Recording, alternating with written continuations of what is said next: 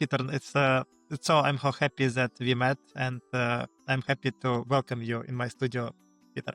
How are you? Yeah, I'm very well, thank you. And yeah, I'm pleased to be here, mate. It's not known each other for long, but it's I feel a friendship starting, and it's lovely to meet new people.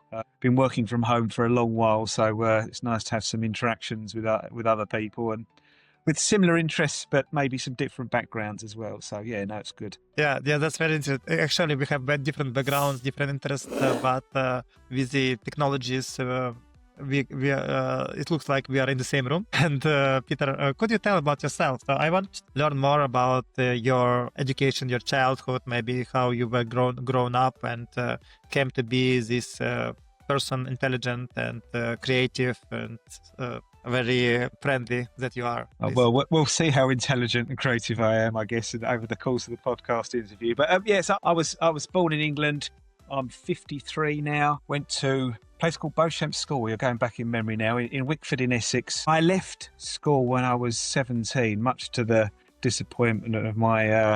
I thought it would be good to start work rather than get a better education. And I've not had a normal background, really, in terms of how I've got to this similar place to yourself. I think everyone's probably got a different story, but growing up I used to go sailing quite a bit. I was in the National Youth Squad for a while, so that was quite interesting, quite good. Then gave it up for girls and drinking about 17 and 18, as lots of people do. As I say, I won't go into huge amounts of detail, but I started out working, one of my first jobs was at JP Morgan. I had an interview and they misread my CV. And they thought I had 3 A levels, as opposed to starting 3 A levels. So I managed to get a job at JP Morgan by accident, I think. But I spent about 18 months there. And then my friend, we used to meet up with lunch, said, life isn't for us. You want something more exciting. So I did something quite different. And I opened up a record shop in Basildon, Essex, where we went on to produce our own records. I did that for 3 or 4 years. Had one that was signed to Mercury Records, quite a big advance, and did that for a while, up to the point where my dad said, you need to earn some money or you need to find somewhere else to live. I got a proper job after that. It was harsh decision. Yeah, it was, and I often think about that with my kids. I'm pretty soft on them. I think there's probably a point where that prompts that harsh decision is something that sort of leads you to a better life. So then I worked did first level IT support. Worked at that company called Tech Team at the time, now called Stefanini, but worked with them for about 8 years, I think, so quite a while. And then made the first leap into, I did sort of IT support, then moved on to project management, where we bought in, it's mostly for Ford Motor Company, so we bought in Volvo cars and Jaguar Land Rover and other companies into IT support there. But then I made the leap to Wipro Consulting and worked there for about 3 or 4 years. That was an interesting time because I went from being someone who felt quite confident in my and quite comfortable into the world of consulting for a big integrator like Wipro was quite a challenge. Managed to see that through, spent a good 3 or 4 years there working at Lloyds, banking group, Shell, and then left, went back to Ford's and helped divest Jaguar Land Rover, their IT systems from Ford Motor Company. So as a program manager and then a release manager. Then foolishly went back to Wipro Consulting, probably because of the money, I think, not because of anything else at that stage with the young family. And then after working there for about 3 or 4 years, I met a guy called Prakash Sethuraman, super intelligent guy, running his own company, Enterprise Blueprints, which was a architecture and technology consultancy. So I moved from there from Wipro direct to Enterprise Blueprints as an enterprise architect. Not that I was particularly qualified to be an enterprise architect. It was in a particular role. We were doing operational resilience for Lloyds banking group, where there was a need to make more resilient under a sort of FCA guidance, a number of critical business processes. So I worked that for a while. Yeah, and then that brings me up to more recently, and where I stepped up to become COO at Enterprise Blueprints and did that for a few years. So I won't carry on because I'll probably dig into a little bit more of some of that as we go through. But not a normal sort of path to where I am now, I don't think, but interesting. At the very end now, so you are into the AI development, right? So what inspired this change? And yeah, please. Yeah, I am. It's, I left Enterprise Blueprints, and I can go into that a bit more if you wish later on. But I was not doing a great deal. I was just sort of hanging around, watching far too much YouTube, listening to far too many podcasts, as people do, lots of time on their hand. And Priya, who I'd worked with before, had started up a company looking at specialized language models and deterministic agents. So, a specific, I guess, reasonably specific niche within AI. And it was something where I really could go back. I had an interest in, and I could go back on my own terms as well. So I'm only doing it a couple of days a week, helping them try and expand, grow the business. But I think, artificial intelligence, it's no secret I won't be able to shed any light on it that others probably haven't. But it's the next revolution and beyond the industrial and the technological and the web, etc. So it's there's no getting away from it, and I think it's a fascinating field. I don't think we're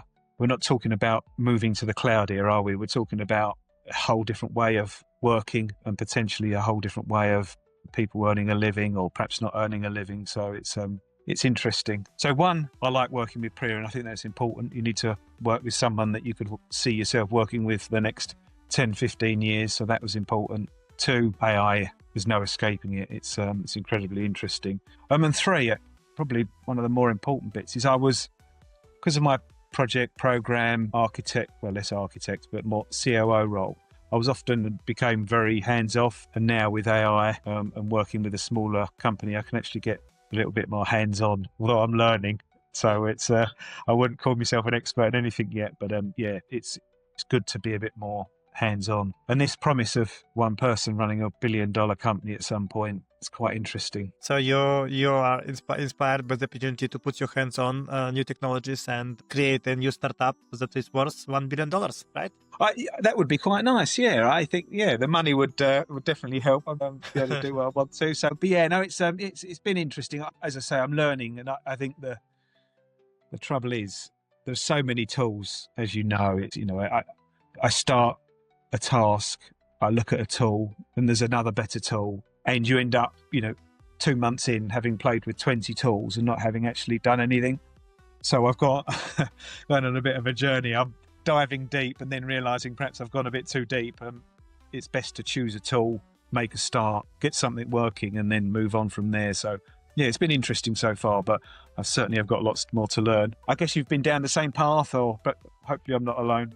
So for my path is a bit different, but some similar, because we are aligned on the age, because I'm 51 and I came through many small businesses, and I didn't work a lot for any corporations. Mostly only in my younger ages, I worked as a software engineer and as web developer. And then mostly I run a different small teams and a travel agency, and doing all kinds of sales on physical products. And we had sport nutrition, sold sport nutrition, and then all these nutritions on 15 years ago. And it went quite nice. I was able to put my hands off the processes and travel. And I traveled to some countries, traveled to India 3 times, and to Canada, to Europe, to Bulgaria 15 times. So I had quite a nice lifestyle, actually. Yeah. I was inspired by Tim Ferriss' lifestyle designer concept with working less and taking more from the life. So I played a lot of football, basketball, and I did a lot of fitness in my younger age. So I think that it pays off in my 50s. As I'm quite fit for my age. I started 2 years ago to go back to my best shape. So I think I'm quite fit at this age. So, but with AI, I run a Shopify agency. So we make websites and we develop all kinds of solutions, apps.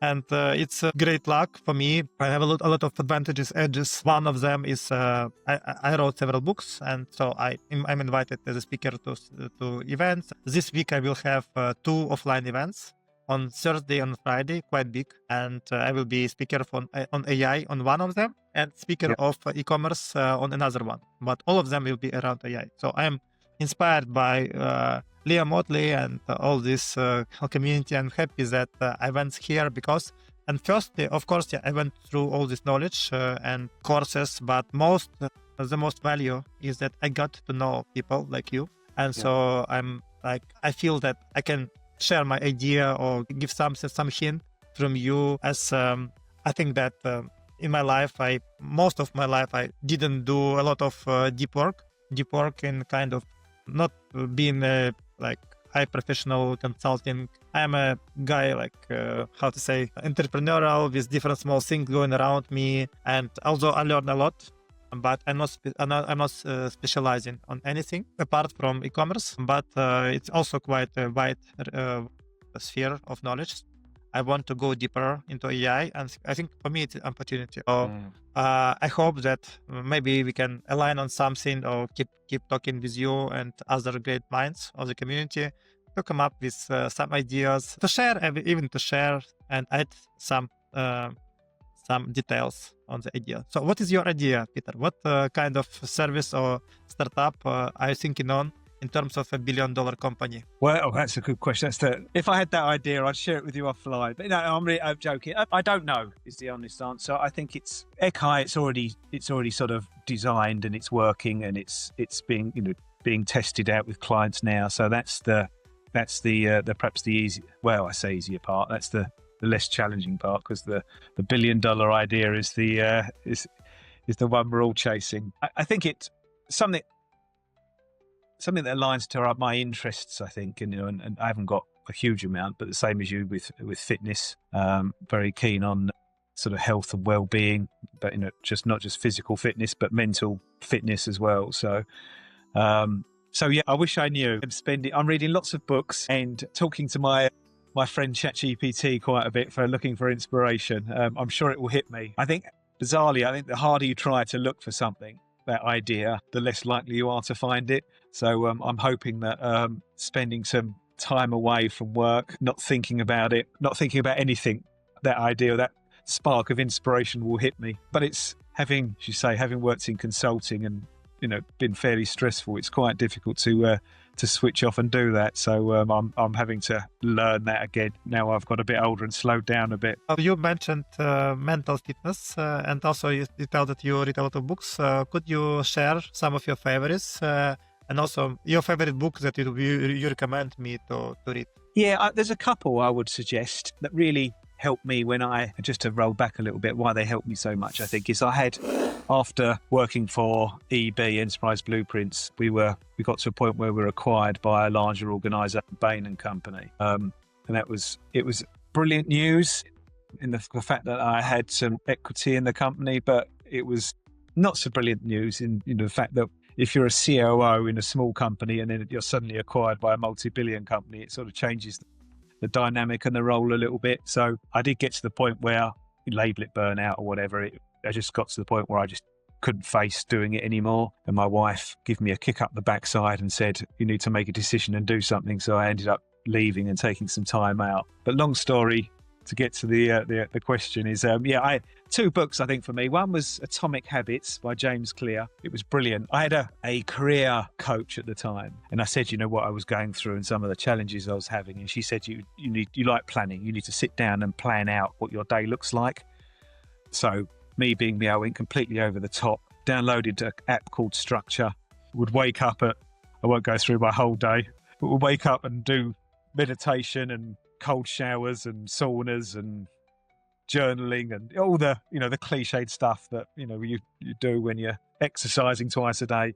But this James Clear and Atomic Habits was just about stacking those habits, not trying to go for some huge goal. I don't know if you've read it or not, but it's just such a good book in terms of teaching you how to start small, stack good habits on top of good habits, and over time those small habits start to add up, and like interest in the bank, hopefully you get they compound over time and see vast improvements. So that was I remember sitting down with that book, my structured app, planning out my day, which was very satisfying and made me feel a whole bunch better. So that was the sort of more practical side. And my other book I would recommend is probably The Power of Now by Eckhart Tolle. This was a more spiritual book, I suppose you would call it. So I had the practical and this was the more spiritual. And as the title suggests, it was just about living in the now, the moment. So rather than, what does he say? If you think about the past, you get depressed. If you think about the future, you get anxious, when all you really only have is now. The past when it was there was now. The future when it's there is the now. All you've got is now. And that really inspired me as well. So I went on to read a couple more, but it was, I've bored many people with my my Eckhart Tolle secondhand words of wisdom, but it was really, a fascinating book. So those two really, I would recommend anyone read. I think there's some others, but they're the most impactful one, that's for sure. So I agree with both of them. So maybe I shared with you that I want to structure my learning into 6 spheres. Like I have this abbreviation of CAIROS, meaning, did you tell you or not? Like I have my own understanding of learning, and I measure it. It's also actually the concept of carpe diem, of grasp the current moment. Okay. Kairos means the time of enlightenment, and it means the grasping the now, actually, because Chronos is a linear time which goes from from noon to midnight, and from midnight to days and months. But Kairos is transcendental, and even if you have a picture of Greek gods, and Chronos is a angry god who is very outrageous, so he punishes and he puts you to death. And then Kairos is a god with wings, so he's happy. You have to, Chronos goes after you, and Kairos, you need to catch him, to catch the ideal time of your day, and to catch the moment, actually. And so I split this in Kairos. I put this my own abbreviation is CAIROS. It's 6 different ways, different sides of life, and C is for creativity, for affluence like richness or business. Then I is for intelligence, R for relationships, O is for organism or body, and S for spirit. So Kairos. And this is my abbreviation. And I want to share with you, I want to go like each day is one word. And for the week you learn this. I put a list of books that I want to share with you, like because what you mentioned, I want to share with you. Of course I have this, you see. Excellent. Good. Yeah. So you see, for each each day, like for creativity, we have C, and we have books for Mihaly Csikszentmihalyi, Gilbert, creativity, Pressfield, Stephen King, James Clear, Atomic Habits here. So very good. So you see, I have all these books, and then I get from each day, I have a reading from the book, and quotes from the book, and actions to be extracted from the book, and questions that you should ask yourself. I'll put it in the Airtable, and so I go through them. So, and I put it into the chatbot of its AI. It asks you, it's actually, we had some beta version of it. So it goes each day, it takes one book for you. So if it is Monday, it's on creativity, one of 18 books. And then the next, so every day you go around this, and we did it in Telegram, but we can do it in WhatsApp, we can do it on Viber, whatever you like. Yeah. And then also lately I put it into Google Notebook, and I make a video for each book. It creates me like this video with slides. You see, so, and with people speaking about it, videos separately, and also audio. So it looks very deep when with AI. My two speakers, like it's like a podcast, they speak about the book that I like in the sphere that I like, and connect to my philosophy, because in the source. In the source, I put philosophy of Kairos. So I put it here, like this is philosophy, and I put it whole explanation of what's need to be done. And then I asked the Google Notebook to create a video explainer for me, and audio, and then put it into chatbot. So every day I have a kind of questions, and I put it. Let me check if I have it in the yes. Here we have an Airtable, this chatbot. And it asks you questions, and some of them are multiple choice, and you should. Some of them are open And so you have this. I don't know whether I can monetize this, but for the learning, you see, what it solves. Because it's every day I have to. Sometimes I cannot read a lot of books, but it helps me to get ideas and go through the best books that I can find. And I have a list of more than 100 books. So even if I didn't read this book or I read it before, it ignites me interest in this book, gives me ideas, gives me concepts, and then I create all kinds of. In Riverside also, you see, I add here. I add transcript, and then maybe I can share you also. I can share you with this. So in, for example, in Premiere Pro, I add using Gamma app. I add some slides like this, and it helps me to go nicely into the concepts in each book. So in the CAIROS explained here. So it's a kind of play, but all the books they are like they like puzzles. They go here the concepts, and then artificial intelligence helps me to put them to one concept of the philosophy and the quotes, the questions, the actions. So I'm kind of I like to meditate. I like to contemplate on different things. That I put something in the the answers, or put it in chatbot, and we put chatbots in such a way so that when you answer, it registers your answers. We have a chatbot, and so it registers and puts it into Airtable. So it's kind of we made it in a couple of weeks. We made the system with Marsan, but later on I want to make it more flexible, so you can add other books and split differently your life. But that is what I don't know whether I can monetize this, but for me it's $1 billion idea.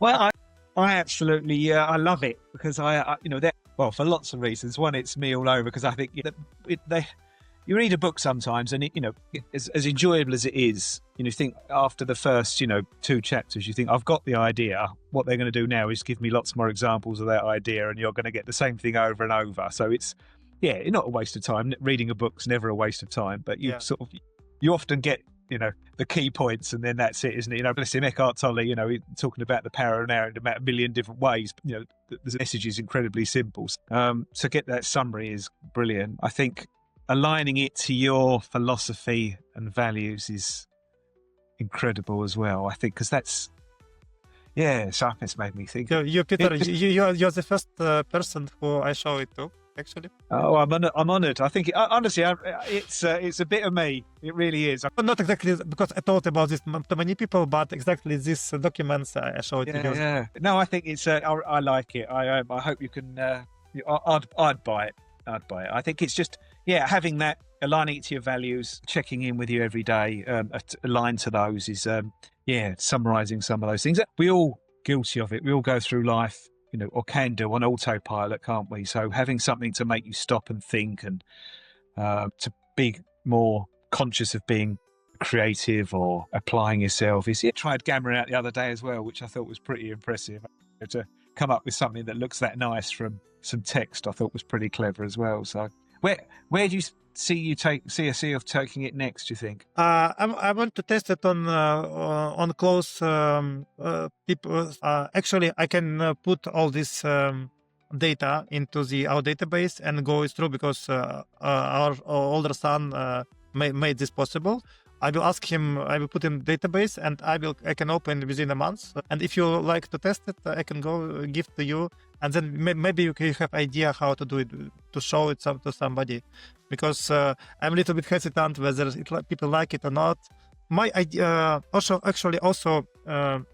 I want it to be aligned with answers of each person. So I made a questionnaire that you answer, give you questions, and this chatbot will once a day align what you have answered in your questionnaire with this book, and gives you personalized advice. And also what you wrote, even if you can do it like a couple times per day or 5 times per day, do something that analyzes your answer. I checked it with Jim. I had previously this chatbot. I made it with my com for Jim. So I made what I did in the gym, and then it commented, it gives me critique once per day for the previous day. So it checks, I put it in the Airtable. So it's a kind of play, but if I think that if there are like 12 people or 20 people who like it and who said, give me like video reviews that you like used it for a week or for a month. So I can then move it forward to other people. But I want it to be the questions and the communication to be as smooth as possible and as aligned with your style of communication as possible. Because now I think that it's kind of too generalized. But yeah, a couple of things spring to mind, and I'll try and remember them as I'm getting older. My memory isn't so good. But the first one is I often talk to ChatGPT about it, and I think it's obviously hasn't got the same context or hasn't got your values, and so I think having something specific and an interface that's specific is good. But you think, and if you have to go back and remind you of what you've done and what you haven't done, and it loses your history of you quite often, doesn't it? So, and I think if I think about mental fitness, and you're thinking about physical fitness, thinking about it's not just your exercise or what you read, it's your supplements, it's the different types of cardio, it's blood test results. You end up with so many different, your Whoop, your personal trackers, you end up with so much data that you want something to say, this is what to improve your physical fitness or your mental fitness, and it's in one place and you can question it in one place, I think is useful. And the second, I think this sort of thing, and it may not work, I'm just thinking out loud here, but when it's the sort of thing you could potentially give away free, but I don't know quite how it works. You're better than I would e-commerce. But if I think there's a website called Health, which sells HEALF, which sells loads of health products. But if it's something that comes up and says you need to meditate, or you're not meditating enough, or this is how you might improve, it could link to something that helps you do that. But yeah, anyway, I'm going off on a tangent now. But I think there's plenty of opportunities to different ways of just charging for an app now, isn't there, to monetize things? So yeah, exciting stuff. It looks really good though, I think. Yeah, thank you. I will definitely share with you. And also some people, like a couple of people from the community, they said that it's interesting, but let's put it into work and see how it goes. And you're not being too reluctant, are you? Because I think we're all guilty of that. I've been doing a sort of an outbound email thing with a sort of attraction offer.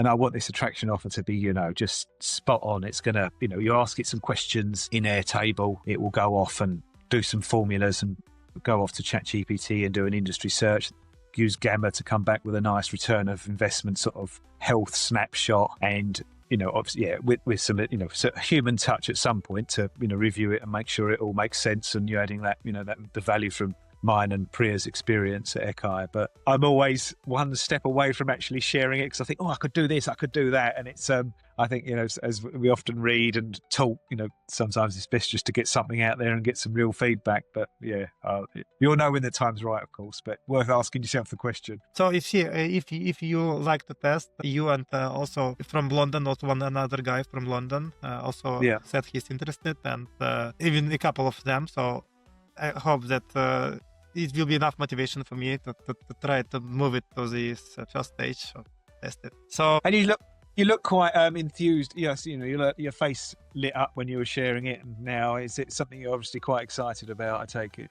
Yeah. So I think if there is some concept that I want to, I created this idea 11 years ago, and then I started to work on abbreviation and all the concept on the books. So each year it got something. For me, it's a long time game. So I also collect books. I bought last. This was only some part of the books that I like, that I read. Also on health and on longevity, many things. So I think we are aligned with you. Let's continue. If you don't mind, let us continue maybe in a couple of weeks or so if you have time, and go on. And maybe we'll find maybe something that can add some light to the world, whatever we can. And also, I want to, if we meet with you, also we can take this book, or The Power of Now, for the next time. And you just tell your insights about it, and we will include it in the program. So we did also with some guys here that we take one book and we speak about it, and it's kind of, it keeps our podcast accentized on this topic. Like The Power of Now, I didn't read this book. I haven't read it. I read Atomic Habits, but I haven't read yet. I will. So maybe you will inspire me to buy it on Amazon as a physical book. I would suggest it. It really helped me. I think it's a powerful book. He's not quite so easy to watch on a podcast, but he's or a YouTube clip, but to read it's really good. And I think we can all learn a lesson from it, because our chimp minds are pretty active. I think if we can get control of our chimp minds, then and find peace. That's the real. Which is easy to say when you've got a couple of pound in the bank, I know, but I think having got to this point, very very appreciative of a peaceful mind and something I have some semblance of control over. That's it for this episode. We have 35 minutes, and I will be happy to meet you again in the future, maybe in a couple of weeks, and I will be more motivated to work on my program, because your support means a lot to me, to my as I hold a lot of doubts. So thank you. Thank you, Peter. You're welcome. Thank you for enlightening chat.